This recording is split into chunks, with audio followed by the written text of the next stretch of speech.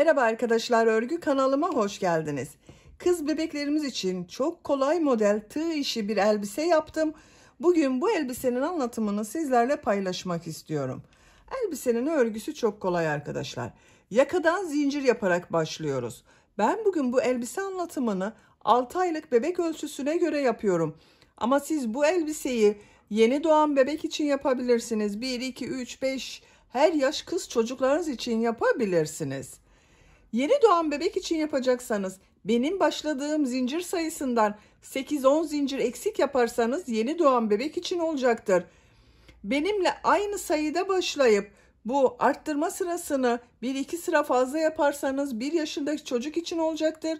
8-10 zincir fazla yaparak da 2 yaşındaki çocuk için olacaktır arkadaşlar. Arkadan düğmeli yaptım bu elbiseyi, bakın. Ördekli bir düğme yaptım buraya. Bunu kullandım. Siz istediğiniz gibi düğme kullanabilirsiniz. Giydirip çıkarması kolay. Bu elbiseyi ben takım olarak yaptım arkadaşlar. Bakın, bu elbiseye takım olarak çok güzel bir kilot çalışmam var. Altından giydirip kullanabilirsiniz. Çok güzel bir takım olur. Siz de bunun gibi bir kilot yapmak isterseniz bunun anlatımını ben yaptım. YouTube kanalıma yükledim arkadaşlar. Bu elbise videosunun açıklama bölümüne ekliyorum linki. Ona tıkladığınız zaman bunun gibi yaparak takım yapabilirsiniz. Güzel bir ayakkabı yaptım. Bakın, bu şekilde fiyonk süslemeli bir ayakkabı. Bir de buna uygun saç bandı var arkadaşlar. Çok güzel bir bebek takımı oldu. Siz de benim gibi böyle güzel bir takım yapmak isterseniz bu ayakkabı ve saç bandının olduğu YouTube linklerini de bu elbise videosunun açıklama bölümüne ekliyorum. O linklere tıkladığınız zaman bu saç bandından yapabilirsiniz, ayakkabı yapabilirsiniz, kilot yapabilirsiniz arkadaşlar. Örgüye başlamadan önce ölçülerini de söylüyorum, fikriniz olsun. Kol altının buradan gövde genişliğini ölçüyorum. 23 santimetre. Yüksekliğini ölçüyorum. Omuzdan etek ucuna kadar olan yükseklik 35 santimetre. Kol altından yüksekliğini ölçüyorum. 23 santimetre. Bu ölçüde, standart ölçüde 6 aylık bebek için güzel bir ölçü arkadaşlar. Bel örgüsünün buraya bakın, kurdale ve dantelden oluşan bir ikili taktım. Siz sadece kurdale takabilirsiniz. Bu şekilde dantel takabilirsiniz veya hiçbir şey takmadan sade olarak kullanabilirsiniz. İplik olarak pembe ve beyaz renkli iplikleri kullandım arkadaşlar. Beyaz renkli iplikten 50 gram iplik yeterli. Pembe renk iplikten de 100 gram ipliğe ihtiyacımız var. 320 metre olan 100 gram iplik. Ben bugün bu iplikleri kullandım. Siz bu elbise örgüsünde istediğiniz marka iplik ve renkleri kullanabilirsiniz arkadaşlar. Sarı renkli ile de çok güzel bir elbise oluyor. Tığ olarak 5 numara 3 milimetre tığ kullandım. Eliniz sıkıysa siz 3,5-4 milimetre tığları kullanmanızı tavsiye ederim. İpliği, tığı hazırlayalım. Hep birlikte bu güzel elbisenin örgüsüne başlayalım. Örgü kanalıma abone değilseniz abone olmayı unutmayın lütfen. Örgü kanalıma abone olmak ücretsiz. Örgü kanalıma ücretsiz abone olup orada bulunan zil şeklini dokunarak açık yaparsanız kanalıma video yüklediğim zaman ilk önce size bildirim gelir. Örgülerimden herkesten önce sizin haberiniz olur. Hepinize kolay gelsin. İyi çalışmalar. Örgüye yakadan zincir yaparak başlıyorum. Zincir yapmak için ilk ilmeği bakın şu şekilde yapıyorum. Zincirleri yapmaya başlıyorum. Çok sıkı zincirler yapmayalım arkadaşlar. 80 zincir yapıyorum. 80 zincir yaptım. Bakın, bu şekilde çok sıkı olmayan zincirler yaptım. 3 zincir dönüş için yapıyorum. 1, 2, 3. Tığ üzerine iplik alıyorum. 3 ilmek atlıyorum. 1, 2, 3. 4. ilmek içine trabzan yapıyorum. Bu 3 ilmek atladığımda bir trabzan arkadaşlar. 11 trabzan yapıyorum. Bakın, bu zincirle birlikte 2 trabzan oldu. 11 trabzan yapıyorum. 3, 4, 5, 6, 7, 8, 9, 10, 11. 11 trabzan yaptım. 2 zincir yapıyorum. Tığ üzerine iplik alıyorum. Bakın aynı ilmeği değil, yanında bulunan ilmeğe trabzan yapıyorum. Kol bölümü için 18 trabzan yapıyoruz.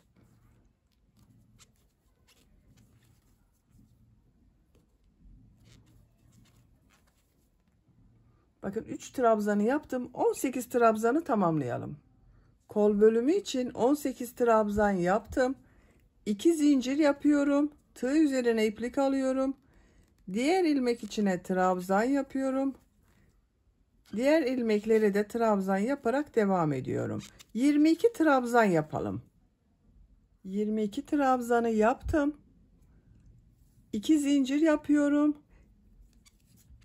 Diğer kol bölümü için 18 trabzan yapıyorum. Bakın bu kolda 18 trabzan yaptım. Bu kol içinde 18 trabzan yapıyorum. Diğer ilmeğe trabzanı yapıyorum.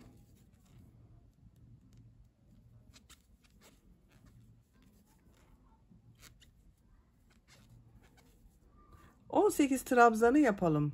Diğer kol içinde 18 trabzanı yaptım. 2 zincir yapıyorum. Tığ üzerine iplik alıyorum. İlk ilmek üzerine trabzan yapıyorum. Buraya da 11 trabzan yapıyorum arkadaşlar. Bakın buraya 11 trabzan yaptım. Burayı da 11 trabzan yapıyorum. 1 2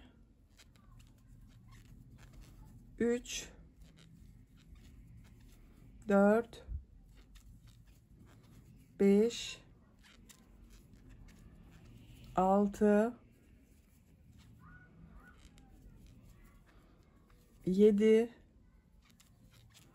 8 9 10 11 trabzan yaptım. Bakın arkadaşlar, bu sırada yaka ayrımlarını yaptım. Buralara 11 trabzan yaptım. Kol için 18 trabzan yaptım. Bunun ikisinin toplamı olan buraya da 22 trabzan yaptım. Siz bunu yeni doğan bebek için yapıyorsanız buraları 9 trabzan yapabilirsiniz. Bunun toplamı olarak burayı 18 trabzan yapabilirsiniz. Bu kol bölümlerini de 12-13 trabzan olarak yapabilirsiniz. Daha büyük çocuk için yapacaksanız da buraları kaç trabzan yaptıysanız buraya yaptığımız trabzanı 2 katı yapacaksınız arkadaşlar. 12 trabzan yaptıysanız burayı 24 trabzan, kol bölümünde 20-22 trabzan yapabilirsiniz. Şimdi ikinci sıradayız. Bir zincir yapıyorum, örgüyü çeviriyorum. İlk ilmek üzerine trabzan yapıyorum. Diğer ilmekleri de trabzan yaparak devam ediyorum. Bu arttırma yapacağımız 2 zincire kadar devam edelim. Arttırma yapacağım yere kadar bakın trabzanları yaptım. 11 trabzan yaptım buraya arkadaşlar. Tığ üzerine iplik alıyorum. Bu arttırma yerine bir trabzan, 2 zincir, bir trabzan yapıyorum.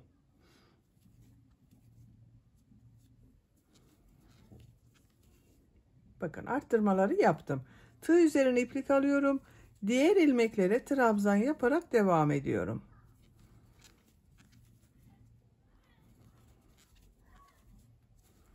Arttırma yerine kadar devam edelim. Diğer arttırma yerine kadar trabzanları yaptım. Buraya bir trabzan, 2 zincir, bir trabzan yapıyorum.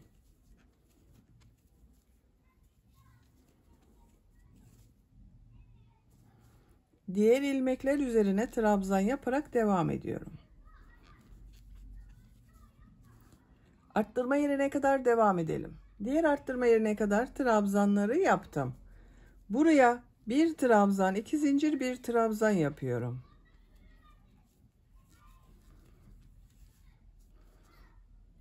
İlmekler üzerine trabzan yaparak devam ediyorum. Buraya kadar devam edelim. Arttırma yerine kadar trabzanları yaptım. Buraya bir trabzan, 2 zincir, bir trabzan yapıyorum.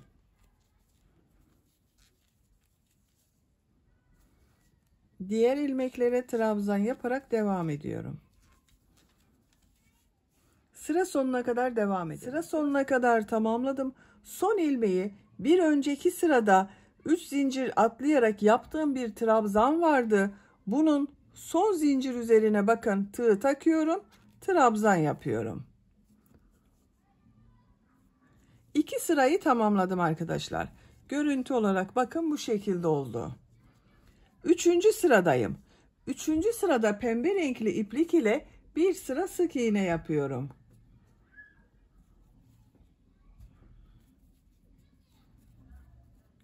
İlmek rengini pembe renkli yapıyorum. Bir zincir yapıyorum. Örgüyü çeviriyorum. İlk ilmek üzerine sık iğne yapıyorum. Diğer ilmeklere de sık iğne yapıyorum.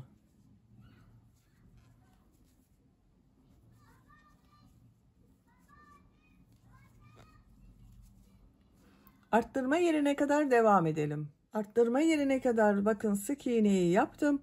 Buraya bir sık iğne, 2 zincir, bir sık iğne yapıyorum arttırma yerine.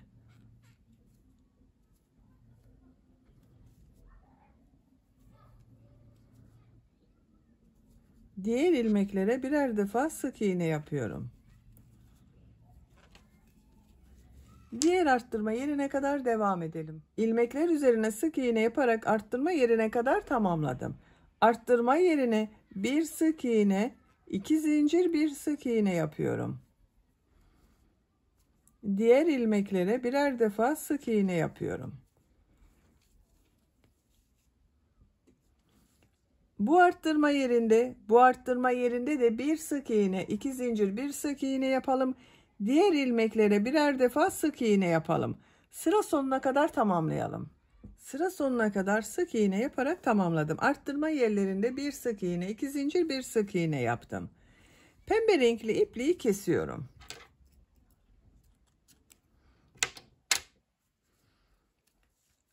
Dördüncü sıradayım. Dördüncü sırada beyaz renkli iplik ile trabzan sırası yapıyorum. Bakın beyaz renkli ipliği burada bekletiyordum. Bu ilk ilmeğe tığı takıyorum. Beyaz renkli ipliği ilmek yapıyorum bakın burada. Bir zincir yapıyorum. Tığ üzerine iplik alıyorum. İlk ilmek üzerine trabzan yapıyorum. Diğer ilmeklere trabzan yaparak devam ediyorum. Trabzan sırası yapıyoruz. Arttırma yerine kadar devam edelim. Arttırma yerine kadar trabzanı yaptım. Bu arttırma zincirinin üzerine bir trabzan, 2 zincir, bir trabzan yapıyorum. Diğer ilmeklere birer defa trabzan yapıyorum. Bakın arkadaşlar. Arttırma yerlerinde bir trabzan, 2 zincir, bir trabzan yapalım. Diğer ilmeklere birer defa trabzan yapalım. Bu trabzan sırasını 2 sıra yapalım. Daha sonra tekrar pembe renkli sık iğne yapacağız arkadaşlar. 2 sıra beyaz trabzan sırasını tamamlayalım. 2 sıra trabzanı tamamladım arkadaşlar bakın.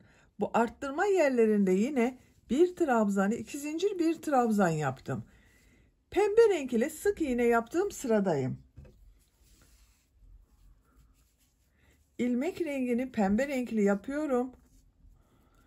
Bir zincir yapıyorum. Örgüyü çeviriyorum. Bak beyaz ipliği burada bekletiyorum. İlk ilmek üzerine sık iğne yapıyorum. Diğer ilmekleri sık iğne yaparak devam ediyorum.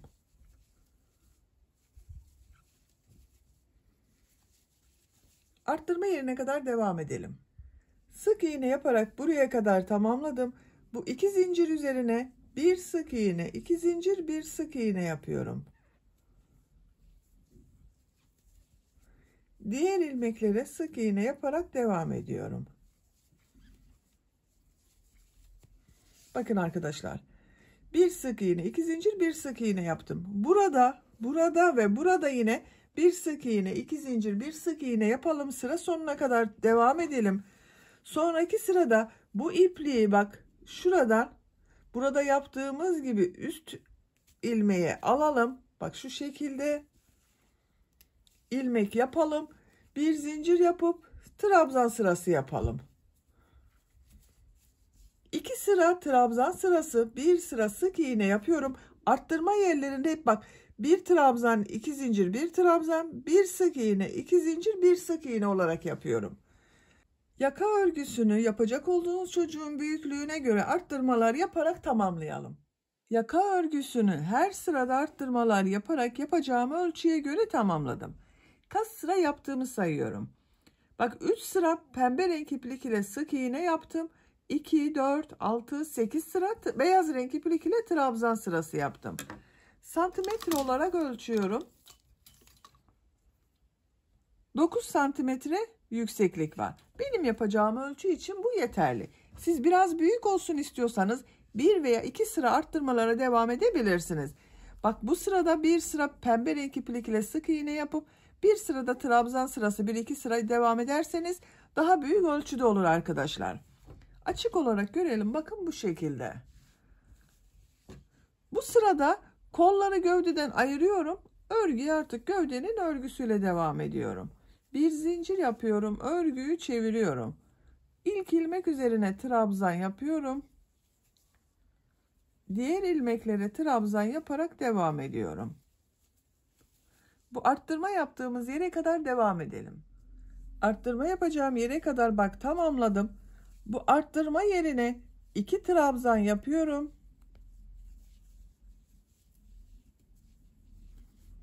Bir zincir yapıyorum. Kolda bulunan bütün ilmekleri atlıyorum. Bu arttırma yerine 2 trabzan yapıyorum.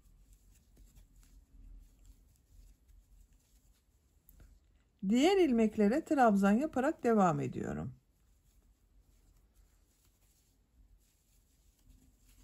Bak, bir zincir ile ön ve arka bölümü burada birleştirdik arkadaşlar. Kol altının görüntüsü böyle. Buraya kadar devam edelim. Arttırma yapacağım yere kadar bak, trabzanları tamamladım. Bu arttırma yerine yine 2 trabzan yapıyorum.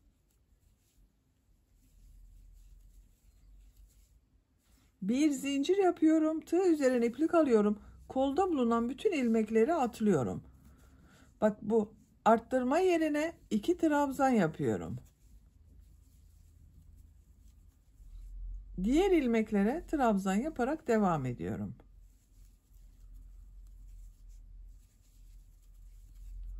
Bak, kol altının görüntüsü böyle arkadaşlar. Sıra sonuna kadar devam edelim. Sıra sonuna kadar tamamladım. Bu sırada kol bölümlerini gövde bölümünden ayırdık. Bak, ön ve arka bölümü kol altında birleştirdik arkadaşlar. Bu sıra sonunda bulunan ilmek ile ilk ilmeği de birleştirerek artık örgüye tek parça şeklinde devam ediyorum. Bak, ilk başta bulunan bu ilmeğe tığ takıyorum. İplik aldım. İlmek içinden çektim. Tığ üzerinde bulunan ilmekten de çektim arkadaşlar.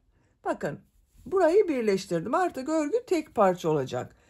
Trabzan sırasının şeklinin değişmemesi için yine örgüyü değiştiriyorum. Bakın, yuvarlak oldu ama 2 zincir yapıyorum. Örgüyü çeviriyorum. Yine trabzan sırası yapıyorum.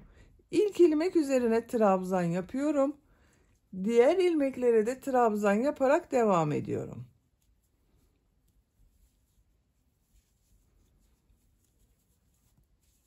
Bakın, bir sıra daha trabzan sırası yapacağız. Her ilmeğe birer defa trabzan yapalım. Bakın, bu kol altında bulunan ilmeğe de bir trabzan yapıyoruz. İsterseniz buraya 2 trabzan da yapabilirsiniz arkadaşlar. Biraz geniş olsun derseniz bu kol altında bulunan ilmeğe 2 trabzan yapabilirsiniz. Sıra sonuna kadar devam edelim. Sıra sonuna kadar tamamladım. Son ilmeği ilk yaptığım, bakın bu 2 zincir yaparak yaptığım bir ilmek var. Bununla ilmek kaydırma yaparak birleştiriyorum. Beyaz ipliği kesiyorum.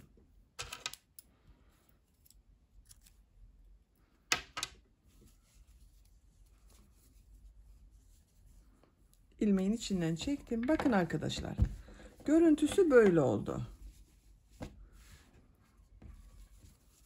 Şimdi elbisenin model bölümünü yerleştiriyorum. Model bölümünü pembe renkli yapıyorum. Siz bu robayı ne renk yaptıysanız o renk yapabilirsiniz arkadaşlar. İsterseniz beyaz olarak da modele devam edebilirsiniz. Ben pembe renkli yapmayı tercih ediyorum. Bakın. Bu ilmekten bir ilmek yapıyorum. Birleştirme yaptığım yerden 3 zincir yapıyorum. 1 2 3. Tığ üzerine iplik alıyorum. Bir ilmek atlıyorum. İkinci ilmek içine 3 trabzan, 2 zincir, 3 trabzan yapıyorum. Bu bir trabzan olacak. Bakın 3 zincir yaptım, bir trabzan oluyor o.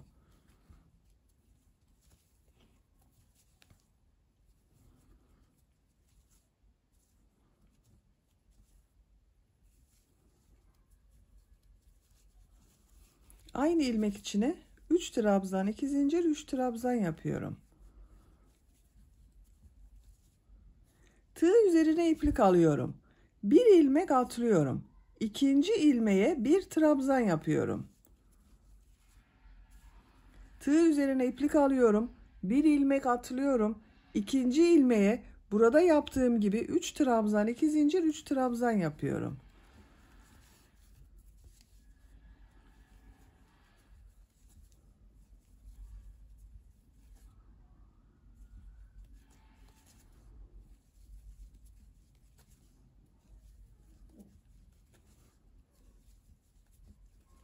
Üç trabzan, 2 zincir, 3 trabzan yaptım. Tığ üzerine iplik alıyorum. Bir ilmek atlıyorum. İkinci ilmeğe bir trabzan yapıyorum.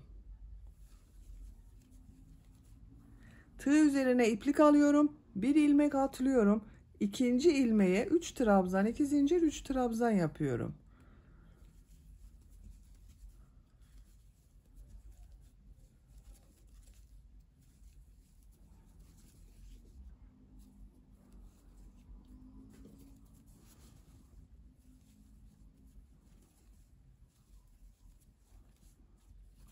Tığ üzerine iplik alıyorum. Bir ilmek atlıyorum. Bir trabzan yapıyorum. Bakın modeli bu şekilde. Sıra sonuna kadar devam edelim. Modelleri yaparak sıra sonuna kadar tamamladım. Son modeli de bakın bu ilmeğe yaptım. Arada ilmek kalmadı trabzandan önce bakın. Modelden önce de ilmek atlamadım. Model denk gelmesi için ikinci ilmeğe bakın modeli yerleştirdim. Bu model ile ilk yaptığım bu 3 zincirden oluşan trabzanı ilmek kaydırma yaparak birleştiriyorum. Bakın sırayı birleştirdim. Bir sıraya kaç model yaptığımı sayıyorum. 2, 4, 6, 8, 10, 12, 14, 16, 18, 20, 22, 24 model. Bir sırada 24 model var. Bakın görüntüsü böyle oldu arkadaşlar. İkinci sıradayız. Model sırasının ikinci sırasındayız. Bir zincir yapıyorum. Tığ üzerine iplik alıyorum. Bu sırada bu tek yaptığım trabzanları boşluktan alarak trabzan yapıyorum.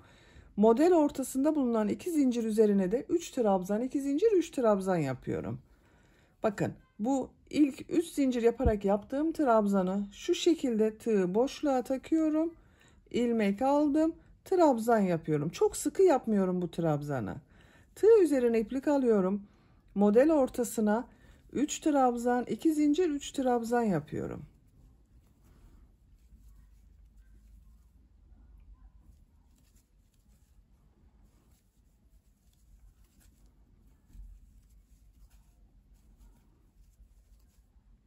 Tığ üzerine iplik alıyorum. Bakın bu tek yaptığım trabzanı boşluktan alıyorum. Şu şekilde tığı boşluğa takıyorum. İlmek aldım. Uzun yapıyorum trabzanı arkadaşlar. Çok sıkı yapmıyorum bu trabzanı. Bir trabzan yapıyorum. Tığ üzerine iplik alıyorum. Model ortasına 3 trabzan, 2 zincir, 3 trabzan yapıyorum.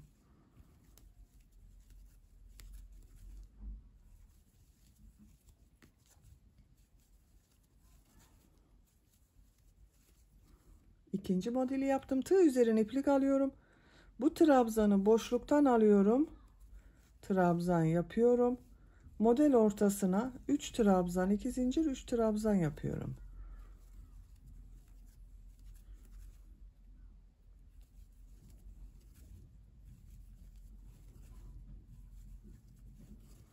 Bakın bu şekilde oluyor. Sıra sonuna kadar devam edelim. Sıra sonuna kadar tamamladım. Son modeli burada yaptığım ilk trabzan ile ilmek kaydırma yaparak birleştiriyorum. Boşluktan alarak yaptığım bu trabzana bakın, tığ takıyorum, ilmek aldım, içinden çekiyorum. Bir zincir yapıyorum, tığ üzerine iplik alıyorum. Bu trabzanı boşluktan alıyorum, trabzan yapıyorum. Tığ üzerine iplik alıyorum. Model ortasına yine 3 trabzan, 2 zincir, 3 trabzan yapıyorum.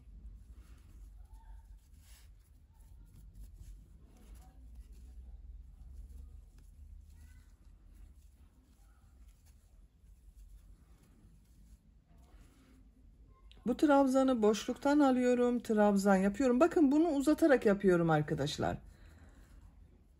Diğer model ortasına da 3 trabzan, 2 zincir, 3 trabzan yapıyorum.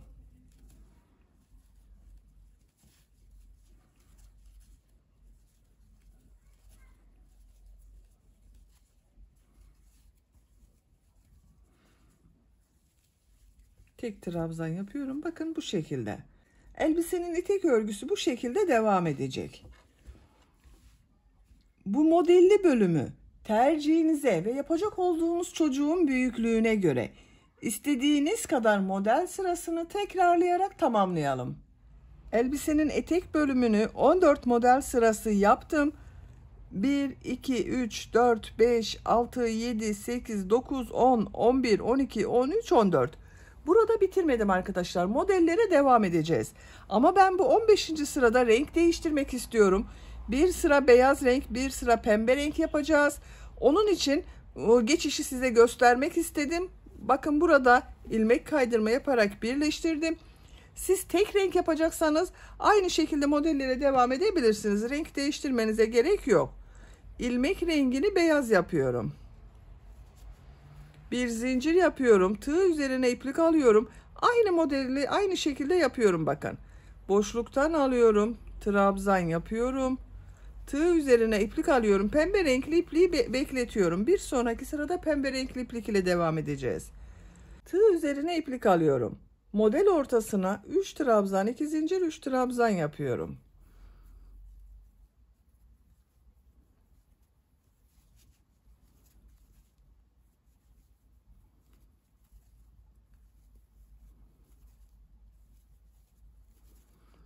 Bu tek trabzanı boşluktan alıyorum, trabzan yapıyorum. 3 trabzan, 2 zincir, 3 trabzan yapıyorum.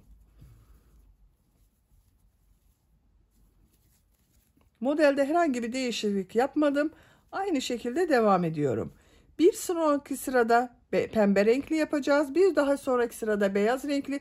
Bu şekilde renkleri dönüşümlü yapacağız. Modeli değişiklik yapmadım. Elbisenin etek örgüsüne bu renkleri değiştirerek devam edelim. Siz tek renk yapıyorsanız bu beyaz renkliye başlamanıza gerek yok. Arkadaşlar aynı şekilde devam edebilirsiniz. Etek örgüsünü tamamlayalım. Model bölümünü 18 sıra olarak yaptım arkadaşlar. 14 sırayı pembe renkli olarak yaptım. 15. sırada beyaz renkli yaptım. 16. sırayı pembe renkli yaptım. 17. sırayı beyaz renkli yaptım. 18. sırayı pembe renkli yaptım. İlmek kaydırma yaparak bakın sıra sonunda birleştirdim. Pembe renkli ipliği kesiyorum burada.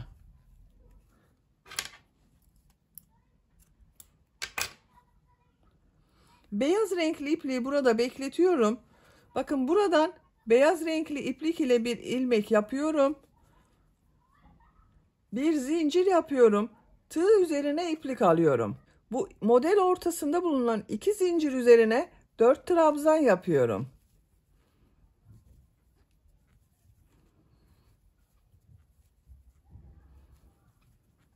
Dört trabzanı yaptım. 2 zincir yapıyorum. Bakın bu en son yaptığım trabzanın şu ilmeğe tığ takarak minik bir pıtırcık model yapıyorum. Bu 2 zincir üzerine 4 trabzan daha yapıyorum.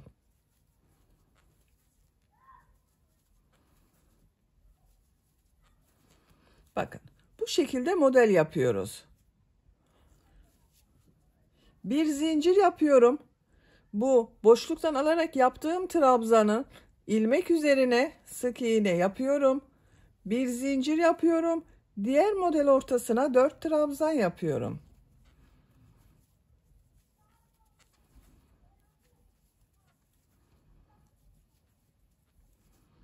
2 zincir yapıyorum. Bakın bu en son yaptığım trabzanı ilmeğe tığ takıyorum. Tekrar gösteriyorum arkadaşlar. Bakın şu ilmeğe tığ takıyorum. İlmek aldım. Sık iğne yapıyor gibi yaptım. Buraya minik bir pıtırcık yaptım. Tığ üzerine iplik alıyorum. Buraya 4 trabzan daha yapıyorum.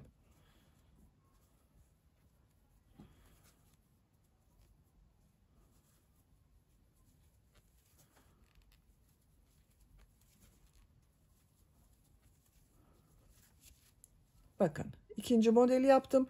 Bir zincir yapıyorum. Bu tek trabzan üzerine sık iğne yapıyorum. Bir zincir yapıyorum. Diğer modele 4 trabzan yapıyorum. Bakın bu şekilde model oluşuyor. Pıtırcıklı model. Sıra sonuna kadar devam edelim. Sıra sonuna kadar tamamladım. Son modeli ilk yaptığım modeliyle ilmek kaydırma yaparak birleştiriyorum. Bir zincir yapıyorum. Bu beyaz ilmeğe bakın tığ taktım. İlmek kaydırma yapıyorum. Birleştirdim. İpliği kesiyorum.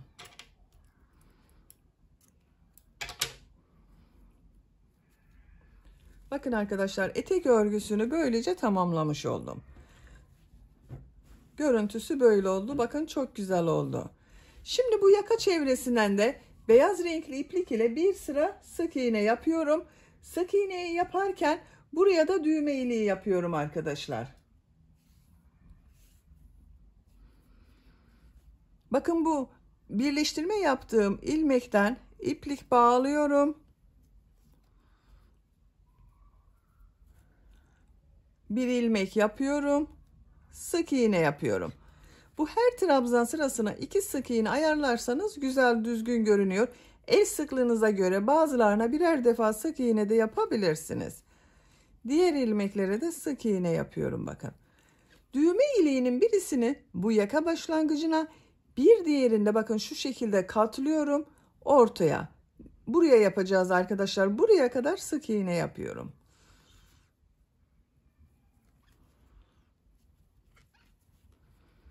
Bakın bu ilmeğe bir sık iğne yapıyorum.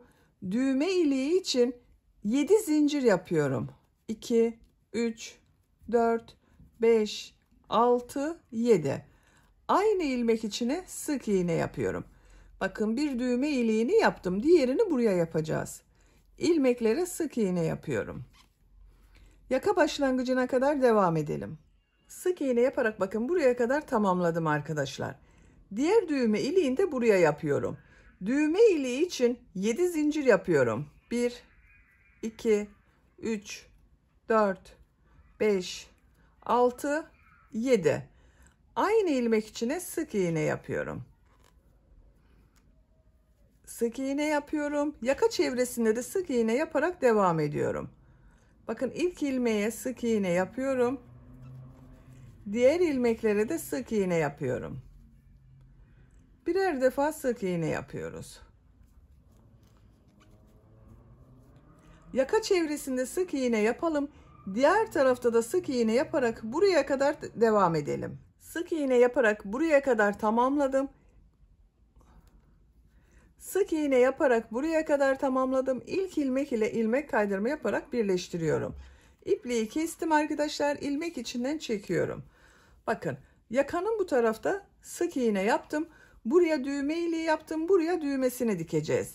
Yaka çevresinde de bir sıra sık iğne yaptım. Bakın çok düzgün oldu. Şimdi kol örgüsünü yapalım. Kol örgüsünde burada yaptığım modeli yapacağız. İlk önce bir sıra trabzan sırası yapıyorum. Kol altından başlıyorum. İpliği bir defa bağlıyorum. İplik bağladığım zaman daha sağlam oluyor arkadaşlar. Siz ilmek yaparak da devam edebilirsiniz. Buradan bir ilmek yapıyorum. Tığ üzerine iplik alıyorum. Bakın yaka örgüsünü yaparken bu arttırma yerine bir trabzan yapıyorum. Diğer ilmeklere birer defa trabzan yapıyorum.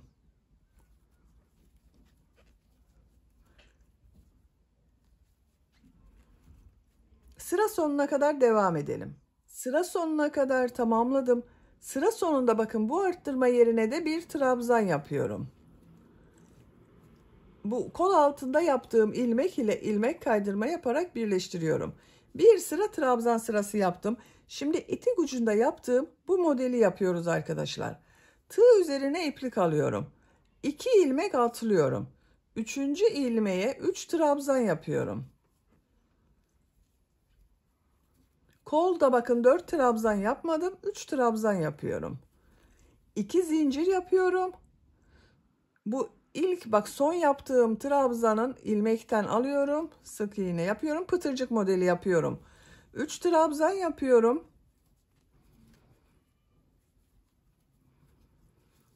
2 ilmek atlıyorum. Sık iğne yapıyorum. Tığ üzerine iplik alıyorum. 1 ilmek atlıyorum. Model yapıyorum bu ilmeğe. 3 trabzan yapıyorum.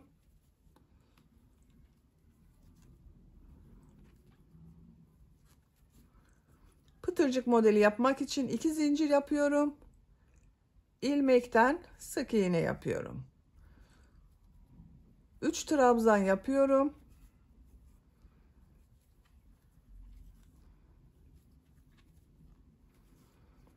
2 ilmek atlıyorum. Sık iğne yapıyorum.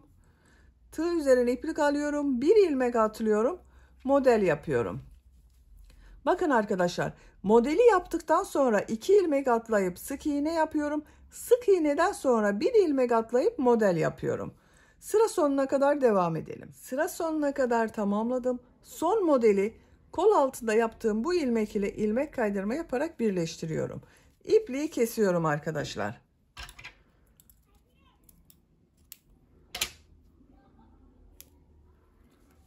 Bakın bu şekilde oldu. Çok güzel oldu kol örgüsü. Diğer kol örgüsünde bu kol örgüsünü başladığımız gibi başlayıp tamamlayalım gelelim. Elbisenin kol örgülerini de tamamladım. Böylece elbisenin örgüsünü bitirdim arkadaşlar. Bakın çok güzel bir elbise oldu. Düğmelerini de diktim buraya bakın. Pembe renkli bir düğme dikmeyi tercih ettim. Siz beyaz renkli dikebilirsiniz. İstediğiniz gibi düğme kullanabilirsiniz. Elbisenin bitmiş olarak size ölçülerini söylüyorum. Kol altının bakın buradan gövde genişliğini ölçüyorum. 23 santimetre. Yüksekliğini ölçüyorum. Kol altından yükseklik 23 santimetre. Omuzdan etek ucuna kadar olan yüksekliği ölçüyorum. 35 santimetre. Bu ölçüde 6 aylık bebek için güzel bir ölçü arkadaşlar. Ben bugün bu elbiseyi 6 aylık bir bebek için yaptım.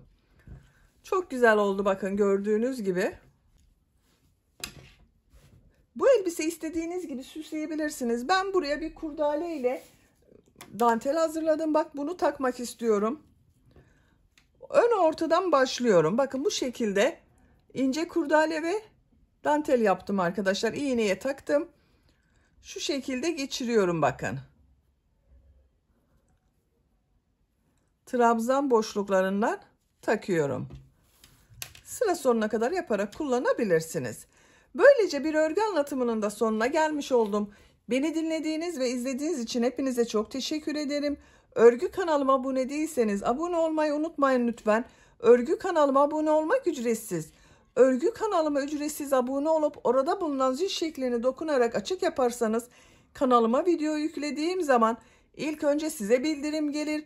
Örgülerimden herkesten önce sizin haberiniz olur. İzlediğiniz videolarıma beğeni ve yorumlarınızı yaparsanız çok sevinirim arkadaşlar. Sizlerle yeni örgülerde görüşmek dileğiyle.